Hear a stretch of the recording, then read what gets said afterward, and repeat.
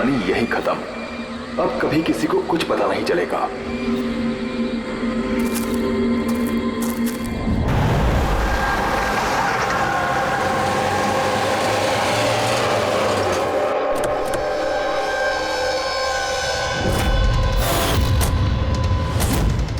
Guys hold on, हो क्या रहा है? कोई मुझे बताएगा? You guys don't understand. You know ना सिचुएशन क्या चल रही है। पापा और भाई दोनों फोन नहीं उठा रहे। पापा, रे, प्लीज दरवाजा खोलो। करण देखो ना, कोई दरवाजा ही नहीं खोल रहा है। पापा, मिथुन काका, रे, मिथुन काका।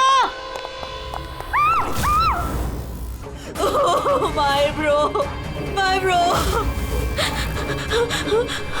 He's not. मिथुन काका, मिथुन काका, मिथुन काका, मिथुन काका। बेहोश। पापा, पापा, पापा, पापा, पापा। कौन? पापा, देखो ना जरा पापा को क्या। शीतल अंकल शीतल, प्लीज प्लीज जल्दी डॉक्टर को बुलाओ करो। काम करने का। आरा, पापा, आरा, अंकल डोंट एम्बुलेंस को कॉल करो, एम्बुलेंस को कॉल करो अर्जेंट। शीतल, जब तुम वहाँ खंडाला में थी तब ये सब हुआ? हाँ जी सर, एक्चुअली वहाँ हमारी प्रॉपर्टी को लेके कुछ प्रॉब्लम्स चल रही थी, इसीलिए मैं और करण वहाँ गए थे। करण? जी, ही इज माय लॉयर। अच्छा। सर वो लैंड शीतल के नाम पे थी, इसलिए उसे वहाँ होना ही था। यस सर, बहुत इंपॉर्टेंट मीटिंग थी। आप? She is Tara, my assistant.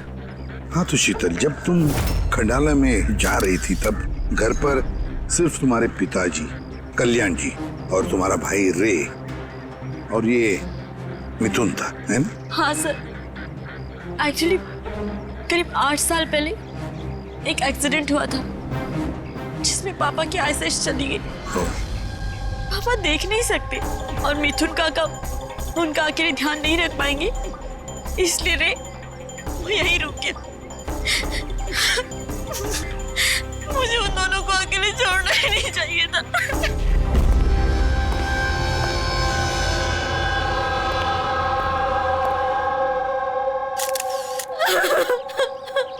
शांत हो जाओ। एक बात बताओ शीतल, अब तुम कह रहे थी कि उनको अकेले छोड़कर जाना ही नहीं चाहिए था, क्यों? ऐसे क्यों लगा तुम्हें? क्या तुम्हें डर था कि उनकी दोनों की जान को खतरा है, ऐसे कुछ होगा? नहीं सर, पर इतना जरूर पता था कि रे की उसके फ्रेंड्स के साथ ना कोई बड़ी प्रॉब्लम चल रही थी। फ्रेंड्स के साथ? और वो लोग एक दूसरे को ब्लैकमेल कर रहे थे किसी चीज को लेके।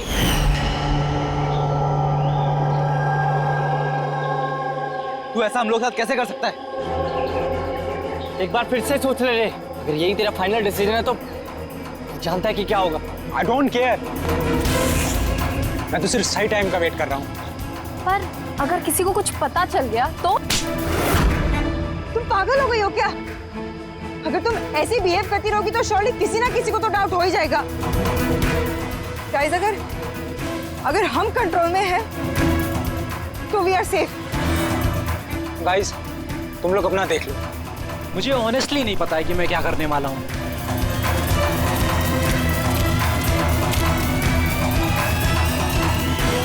मुझे रे पे बिल्कुल भरोसा नहीं है।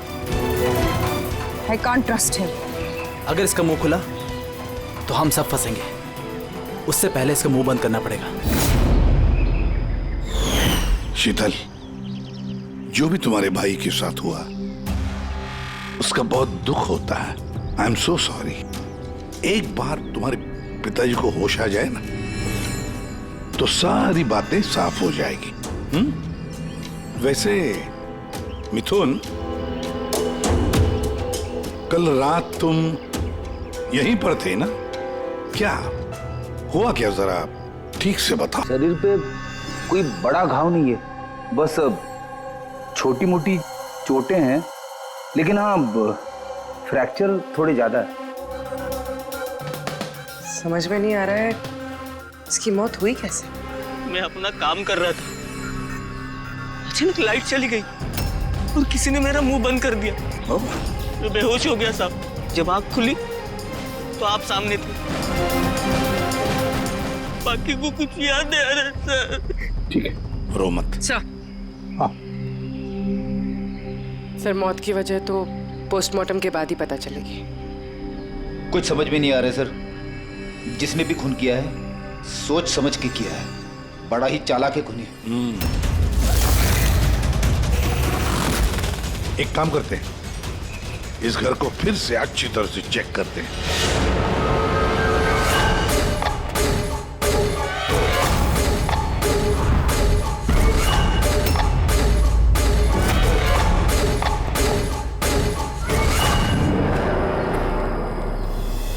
ग्लास तोड़कर अंदर घुसा है घर के अंदर।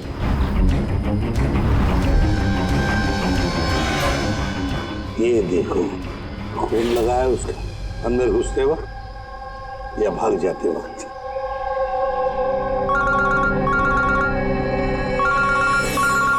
Hello, ACP Pradyuman.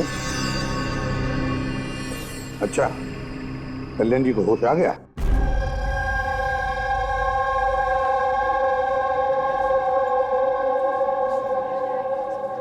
पापा, कल्याण जी, मैं सीआईडी से एसीपी प्रद्युमन। आप मुझे बता सकते हैं क्या हुआ? मैं अपने घर पर था, मुझे तो सिर्फ आवाजें सुनाई देती। रे जोर जोर से चिल्ला रहा था, चीजें यहाँ वहां फेंकी जा रही थी, बहुत शोर था, पता नहीं क्या क्या हो रहा था। और फिर सडनली बाएं हाथ से कोई भाग कर आया और उसने मुझे चाकू मार दिया, शायद बाएं हाथ से। और इससे पहले कि मैं रे को कुछ रे ठीक है, रे ठीक तो है? शीतल, शीतल, शीतल, तुम कुछ बोल क्यों नहीं रही? हे भगवान, हे भगवान। जो भी कुछ हुआ हम उसे बदल तो नहीं सकते, लेकिन जिसने भी आपकी बेटी की जान ली है उसे सजा दिलाने की पूरी कोशिश करेंगे। हाँ कल्याण जी, आपने कहा कि कोई बाएं साइड से आकर उसने आप पर चाकू का वार किया है, लेफ्ट हैंड साइड से। ये कुछ खास बात याद आती है उस आदमी के बारे में? हाँ, कोई खास बात? हाँ, वो जरूर लेफ्ट हैंडेड था, लेफ्ट हैंडेड था वो। ये आप कैसे कह सकते हैं? सर, मुझे पता चल जाता है, मेरी सेंसेस बहुत स्ट्रांग है। उसने जब मुझ पे वार किया, मैंने उसका हाथ पकड़ लिया था और वो इतना स्ट्रांग था, वो जरूर लेफ्ट हैंडेड था सर, 100% लेफ्ट हैंडेड था। तो क्या डॉक्टर साहब, ये जो जख्म है इनके शरीर पर, वो वाकई किसी खब्बू आदमी ने बनाया? यस सर, घाव के निशानों के हिसाब से यही लगता है। चलो सर, कुछ तो सुराग हाथ लगा। हाँ,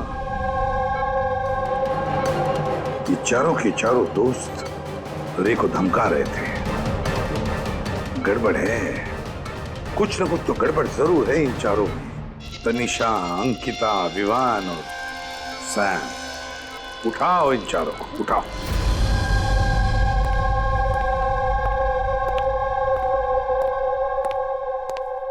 नमस्ते सर। आप? मैं सैम का फादर हूँ। पिछले 2 हफ्तों से सैम से मेरी कोई बातचीत नहीं हुई।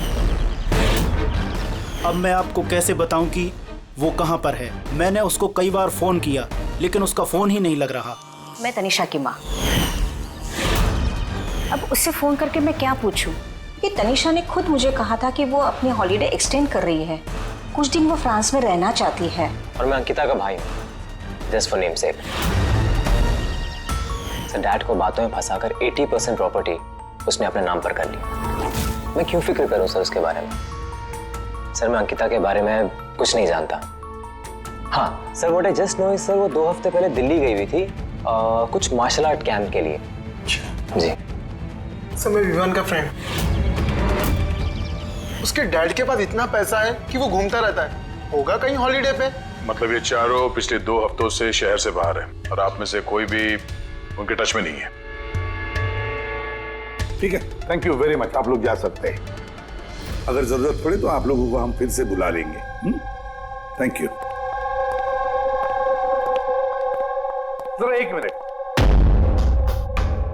क्या आप बता सकते हैं कि सैम, तनिषा, विवान और अंकिता इन चारों में से कोई लेफ्ट हैंडेड है?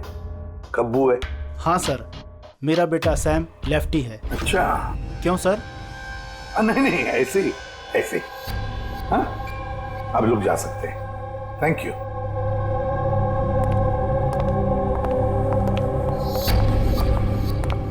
सर, कहीं ऐसा तो नहीं कि इन चारों ने मिलके रे को मार दिया हो सकता है सर, और उसी डर की वजह से ये चारों कहीं ना कहीं जाके छुप के बैठे होंगे।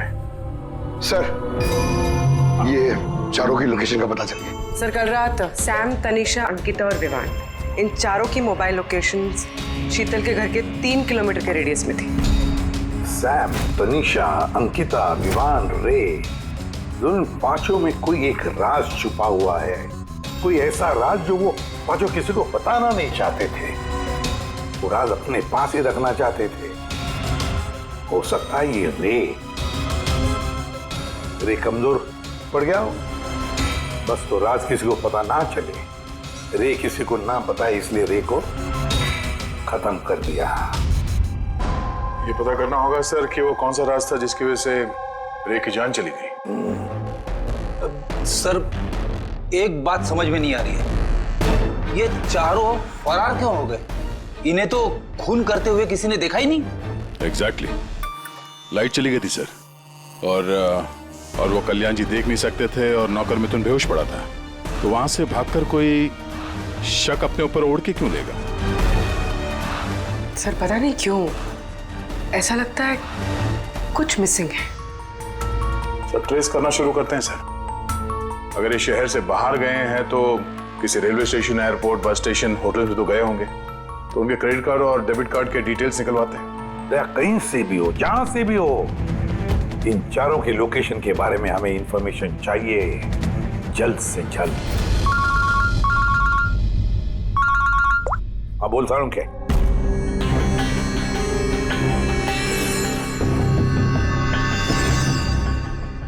यार सारुण के, तूने इस कंकाल पे ये रेड मार्क्स क्यों किए? बस ये समझाने के लिए कि इस रे की हड्डियों का कैसे चूरा बना है। ये देखो, ये रे की हड्डियों का एक्सरे। इस रे पर बहुत जबरदस्त ताकत के साथ वार किया गया। एक झटके में इसकी गर्दन की हड्डी टूट गई।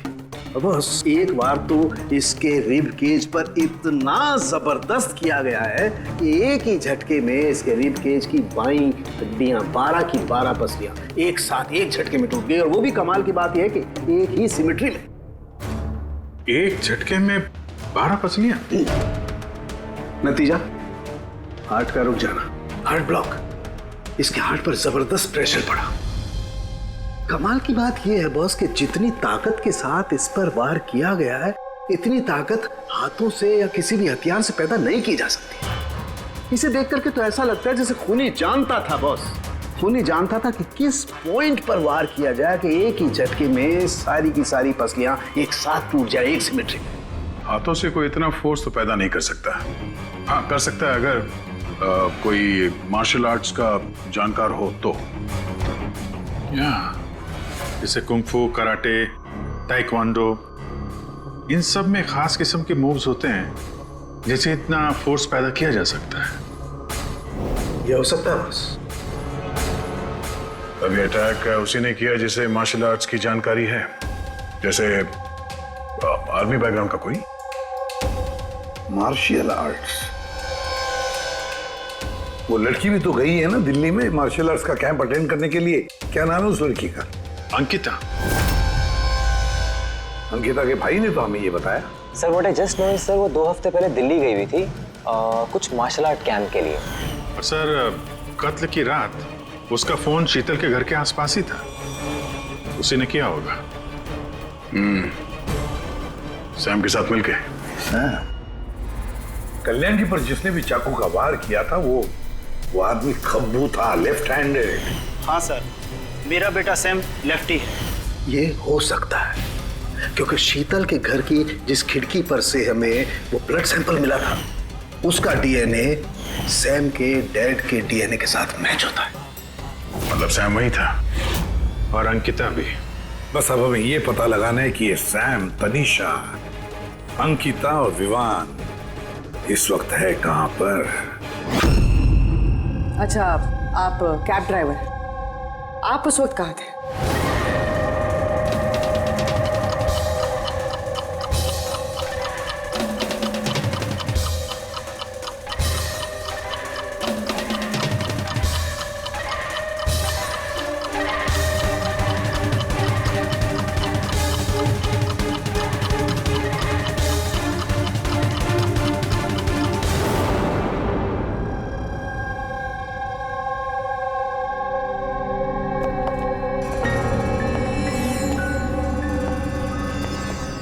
क्या हुआ? सर, सैम एक टूरिस्ट टैक्सी लेकर पूना चला गया। टैक्सी ने जहाँ उसे ड्रॉप किया उसका एड्रेस थोड़ी देर में मिल जाएगा। सर पिछले 24 घंटे में ये तनीषा ने पंचगनी में अपना एटीएम कार्ड 3 बार यूज किया सर। ये अंकिता तो बड़ी अजीब है। दिसंबर 2017 में इसने बोरिवली के ज्वाला डी मार्केट से 5 सिम कार्ड खरीदे थे। हाँ सर, ये वही जगह है जहाँ पे यूज सिम कार्ड मिलते हैं। और सर ये सब के सब 10 दिसंबर 2017 को महाबलेश्वर गए थे और 14 दिसंबर को लौटे।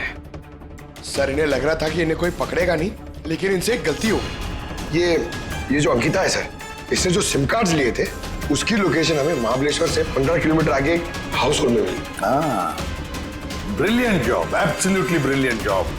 बस अब नाउ नो वेस्टिंग टाइम, हम टीम बनाते हैं और काम शुरू करते हैं। लेकिन सर 5 सिम कार्ड, वो भी यूज्ड, कर क्या रहे हैं ये लोग? जो भी कर रहे हैं करने दो, पर पछताएंगे जरूर, बहुत पछताएंगे।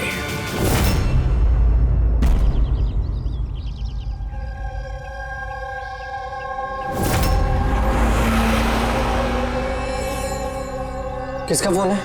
किसी विवान का है। विवान का कैसे हो सकता है? तुमने ठीक से सुना ना? अब उसने विवान कहा तो विवान ही होगा, मुझे क्या पता, आप बात करो। हेलो, कौन बोल रहा है? दूर, मैंने बोला था कि आज के बाद हम कांटेक्ट में नहीं आएंगे, तो कॉल क्यों किया? और तुझे पता कैसे चल रहा कि मैं यहाँ हूं? ओके, तो वहीं रुक, मैं आ रहा हूं।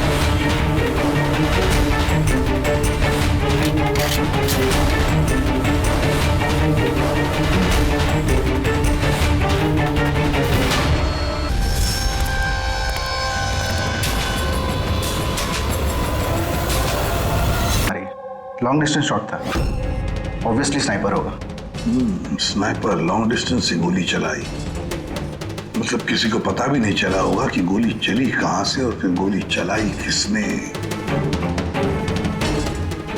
Anyway, thank you very much. जी सर।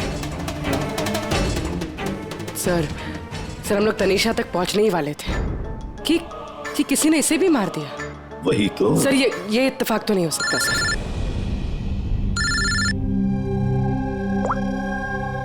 हेलो, क्या? ठीक है। क्या हुआ? सर, पुणे पुलिस स्टेशन से फोन था, किसी ने सैम को मार दिया। What? Oh my God. Sir, वो जिस लॉज में रुका था उसी लॉज के पास। सर ये जरूर विवान और अंकिता का ही काम है। ये कोई सीक्रेट है जिसे छुपाने के चक्कर में ये लोग आपस में एक दूसरे का खून कर रहे हैं। अपनी जो भी है उसे पता कैसे चलता है कि हम किसके पास जाने वाले हैं? 4 में से 2 बच गए हैं, विवान और अंकिता।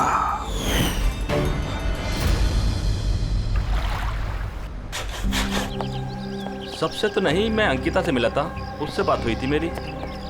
अंकिता से? जी। यही थी वो? हाँ, ये वही लड़की है जिसने मुझे पेमेंट दिया था, 2 दिन के 20,000 रुपए।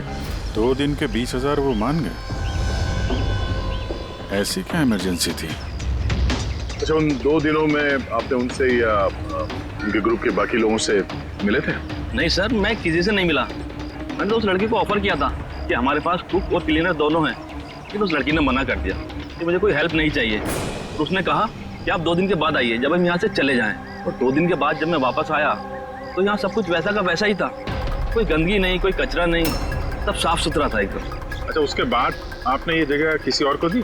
नहीं सर, हमें जगह का रिनोवेशन कराना था, इसके लिए हमने जगह बंद कर दी थी। आपके क्लीनर को जरा बुलाइए, उससे कुछ बातचीत करना चाहते हैं। मैं भेजता हूँ। बिना क्लीनर और बिना कुक के 2 दिन यहाँ पे रहे, कुछ ना कुछ तो खिचड़ी पकी रही थी यहाँ पे। ये कॉटेज की सफाई तुम्हें करते हो? जी सर। चलो।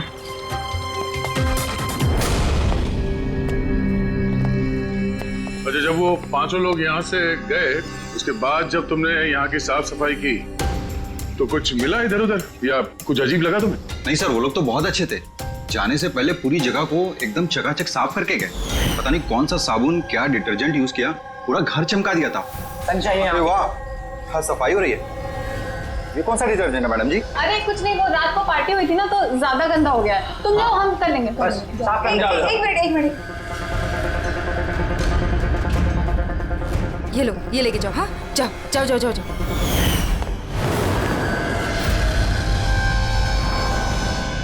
बहुत महंगी है सर, मैंने तो पहनी नहीं कभी, वरना लोग कहते हैं चोरी की। महंगी तो है, पर फिलहाल ये महंगी घड़ी हमारे पास रहेगी। जी सर। आइए, आप तो आइए।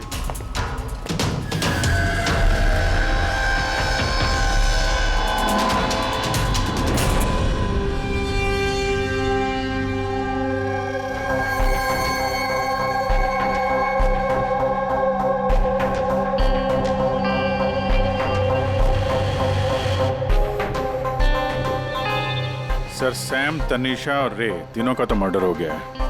अब बचे विवान और अंकिता। खूनी इन दोनों में से ही कोई हो सकता है। ये विवान ही होगा, उसी ने सैम को फोन करके लॉज के बाहर बुलाया था।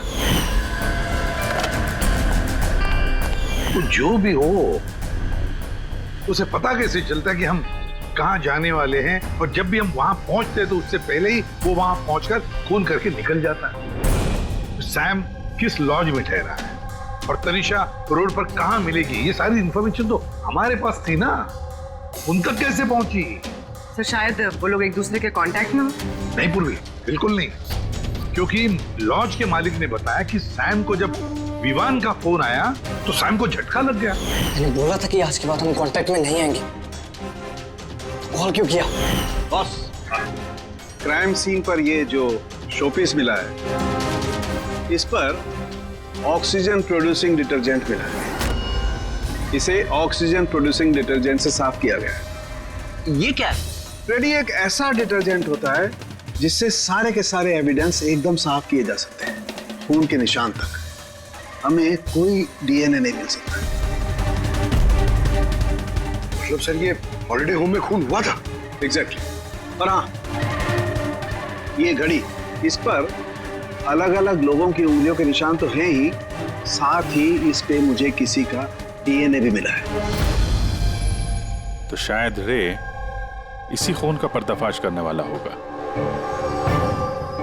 पूर्व एक काम करो, ब्यूरो में जाओ, खून की रिपोर्ट्स चेक करो, मिसिंग पर्सन्स की रिपोर्ट्स चेक करो, देखो किसी भी रिपोर्ट में इस घड़ी का जिक्र किया है क्या।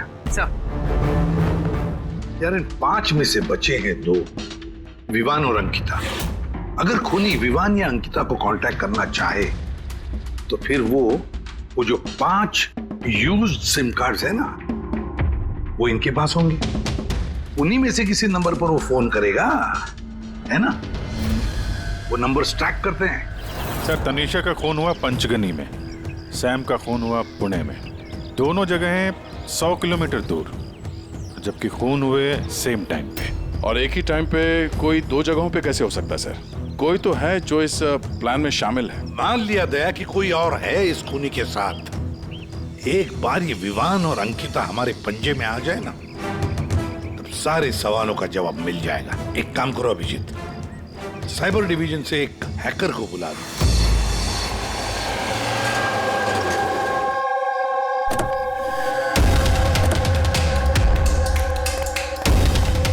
इसमें पूरे पैसे है ना?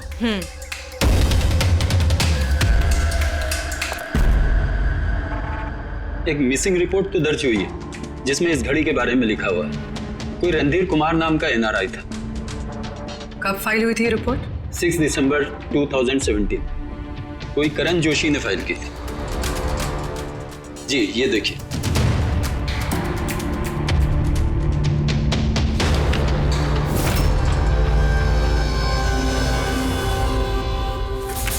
Thank you.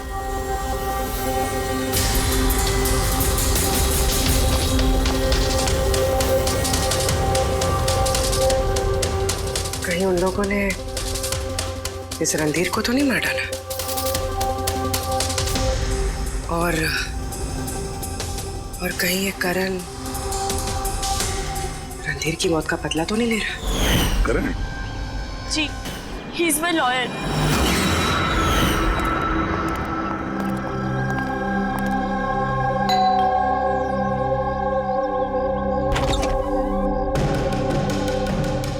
Good to see you. I hope इसमें पैसे पूरे हो गए। हाँ, पूरे पैसे हैं। आओ अंदर। देखो, हम लोग जहां भी जाते हैं उससे पहले खूनी को कैसे पता चल जाता है? मे बी आप लोगों की लोकेशन कोई ट्रैक कर रहा था। You mean GPS tracker? जी। Cell phone? Yes sir. एक काम करो, तो हमारे सेल फोन चेक करो।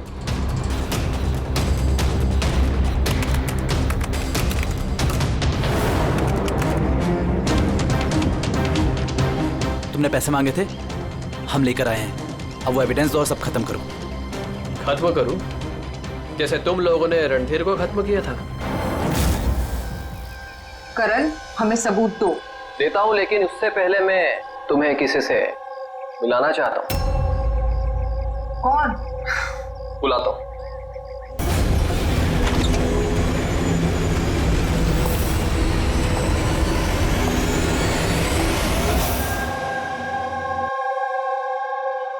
सर देखिए, आप लोगों के फोन हैक्ड हैं। व्हाट? हैक्ड? पर कैसे? आपके फोन में हिडन स्पाईवेयर है जिससे आपके सारे ईमेल्स, कॉल, मैसेजेस, सब चीजों को ट्रैक किया जा रहा था। लेकिन हमारे फोन हैक कौन कर सकता है? और कब किए होंगे? फोन तो ज्यादातर हमारे साथ ही रहते हैं। एक minute Abhijit, I see you. हमारे फोन्स को उसी वक्त उसने हैक किया है। और अभिजीत सर, दया सर, आप दोनों के फोन को शायद उसने ACP सर के फोन से हैक कर दिया होगा।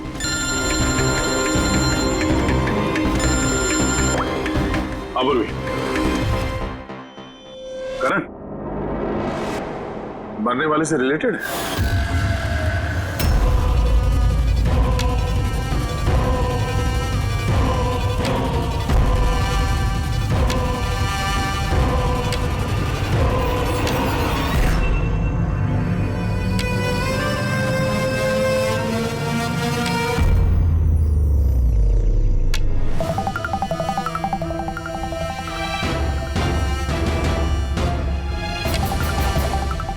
जो सजा रणधीर तुम लोगों को देने वाला था, अब हम तुम्हें देंगे।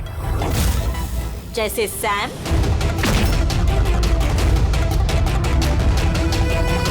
तनीषा और रे को दी। अब तुम दोनों की बारी है। तभी रणधीर की आत्मा को शांति मिलेगी। इसी घर में मारा था ना तुमने रणधीर को?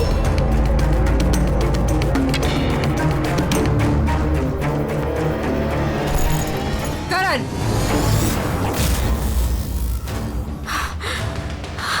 तुम्हारे पास कोई सबूत नहीं है ना? तुमने हमें फंसाया है ना? हाँ?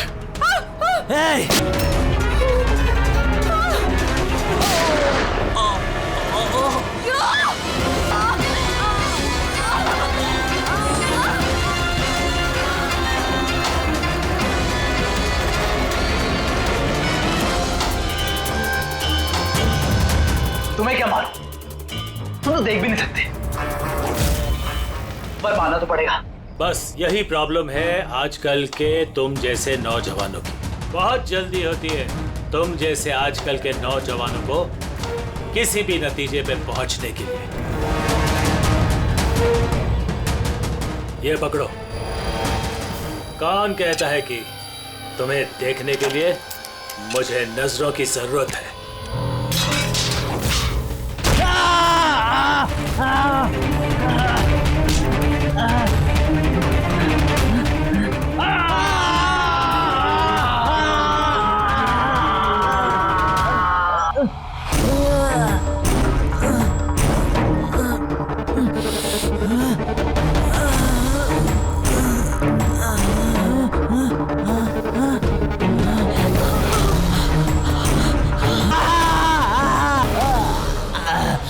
शीतल बेटा, तुम ठीक तो? बरसों से मैं स्पेशल फोर्सेस में था। दुश्मनों को तो मैं चुटकी भर में सूंघ कर निकाल देता था। फिर तुम तो बच्चे हो।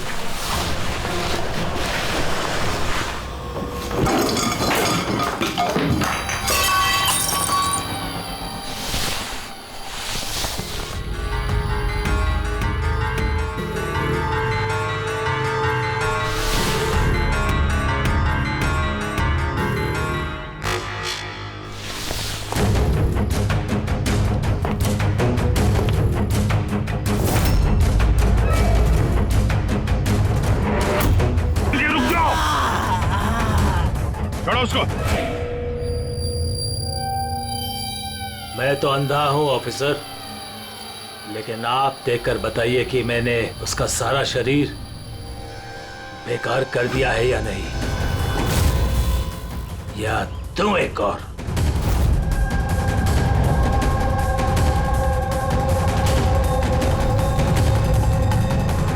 शीतल, रणधीर तुम्हारा भाई था और कल्याण जी रणधीर तुम्हारा बेटा है ना?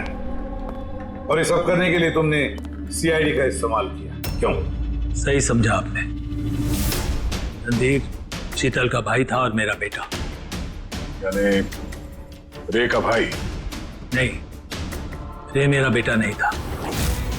उसे तो सिर्फ मैंने इस्तेमाल किया था हमें गुमराह करने के लिए, ताकि हम विवान, अंकिता और सैम तनीषा के पीछे लग जाए और उन्हें सजा दिलवाए, ताकि आपका बदला पूरा हो सके। हम उसे मारना नहीं चाहते थे। रणधीर एक्सचेंज प्रोग्राम का स्टूडेंट था, एकदम सीधा, लेकिन बहुत पैसे वाला। अंकिता हमेशा से ही एक हाई फाई लाइफ जीना चाहती थी। उसी ने ये प्लान बनाया और रणधीर को किडनैप करके उससे पैसे मांगने का। कितना रैंसम मांगा था तुम लोगों ने? 5 करोड़। फिर भी मार दिया तुमने उसे। रणधीर भाग रहा था, अंकिता को गुस्सा आया और उस 1 सेकंड के नॉनसेंसपन में उसने उसे मार दिया। और हम सब घबरा गए, कुछ समझ नहीं आई कि क्या करें। तो उसकी बॉडी लेकर हमने लेक में डाल दिया।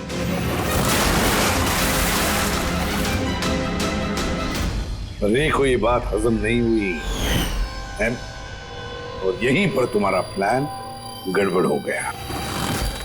सर, वो रणधीर की इंडिया में सारी रिस्पॉन्सिबिलिटी मेरी थी।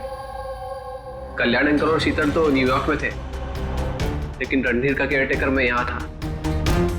इन लोगों को पैसा देने के बाद भी इन्होंने रणधीर को नहीं छोड़ा, मार दिया। तो मैं घबरा गया, मुझे कुछ समझ नहीं आया। फिर एक दिन एक दिन रे का कॉल आया। मुझे बिलीव नहीं हो रहा है कि हमने उसको हम सॉरी अंकल। कुछ नहीं होगा तुम्हें। तुम सिर्फ हमें बता दो कि बाकी के दोस्त लोग कहाँ हैं। अंकल वो सब बाहर चले गए जब तक ये रणधीर का केस सॉल्व नहीं हो जाएगा ना। अंकल वो वापस नहीं आएंगे। कहाँ है वो? मुझे उस बारे में कुछ भी नहीं पता। रे तो हमारे पास था ही, बस उन चारों को पकड़ना था, और ये काम हम अकेले नहीं कर सकते थे। तो इसीलिए तुमने हमारा इस्तेमाल किया, क्यों? रे से सारी इंफॉर्मेशन निकालने के बाद तुम लोगों ने उसे एक दर्दनाक मौत केस इन्वेस्टिगेट करें और ये सारी कहानी निकल के सामने आए। साथ में हमें सारे एविडेंसेस दे दिए, उन चारों के मोबाइल नंबर्स, और सैम जिस पैथोलॉजी लैब में काम करता था वहां से उसके ब्लड सैंपल मंगवा लिया। हम सबके फोन्स हैक किए। काफी अच्छी प्लानिंग थी। लेकिन एक बात भूल गए तुम, सजा देने का काम तुम्हारा नहीं, कानून का है। रणधीर की मौत का बदला तो तुमने ले लिया, लेकिन सजा अपने आप को दी है, अपने आप को।